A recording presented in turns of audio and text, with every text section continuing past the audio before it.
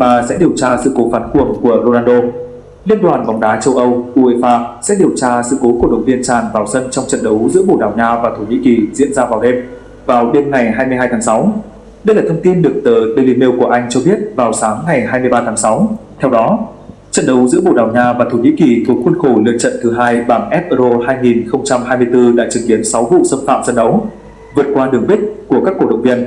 Hầu hết các hành vi trên được ghi nhận trong hiệp 2, bắt đầu từ tình huống một cậu bé đã chạy vào sân để được gặp siêu sao Cristiano Ronaldo. Hình ảnh trên sân cho thấy, thủ quân đội tuyển Bồ Đào Nha đã chụp ảnh chung với cổ động viên nhỏ tuổi này. Sau đó, lực lượng bảo vệ sân cũng hành động khá nhẹ nhàng để đưa phán nhí này trở về khán đài. Có lẽ cử chỉ thân thiện của Ronaldo với phán nhí đã tiếp thêm động lực cho nhiều cổ động viên khác chạy xuống sân Sino Iduna Park. Trong phần còn lại của trận đấu, có ít nhất 3 người đòi chụp hình với Ronaldo. Tổng cộng trận đấu phải gián đoạn 4 lần vì cổ động viên lao xuống sân selfie với anh. Cuối trận, lực lượng an ninh được tăng cường theo sát siêu sao 39 tuổi.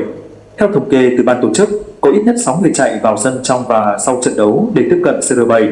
Trả lời phỏng vấn sau trận đấu, huấn luyện viên trưởng đội tuyển Bồ Đào Nha Roberto Martinez bày tỏ mối lo ngại về sự an toàn cho các cầu thủ.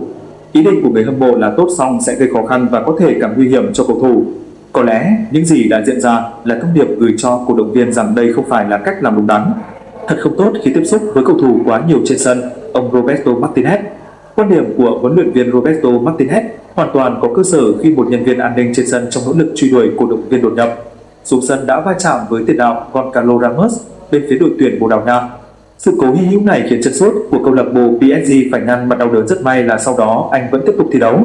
Trong trận đấu này, Bồ Đào Nha đã thắng dễ Thổ Nhĩ Kỳ với tỷ số 3-0 để trở thành đội tuyển thứ 3 sau Đức và Tây Ban Nha vào vòng 16 đội Euro.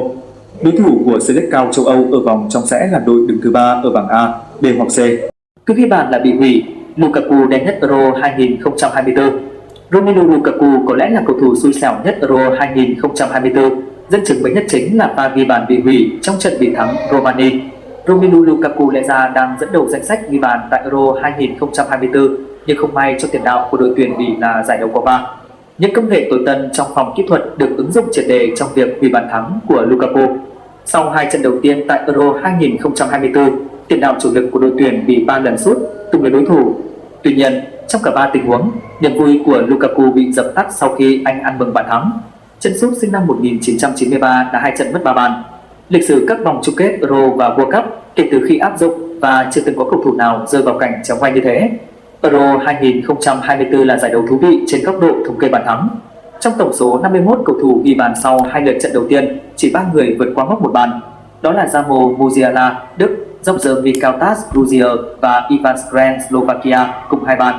Khi giải đấu vẫn chưa tìm ra được chân sút nổi bật nào, riêng Lukaku lại có tới 3 bàn thắng bị hủy.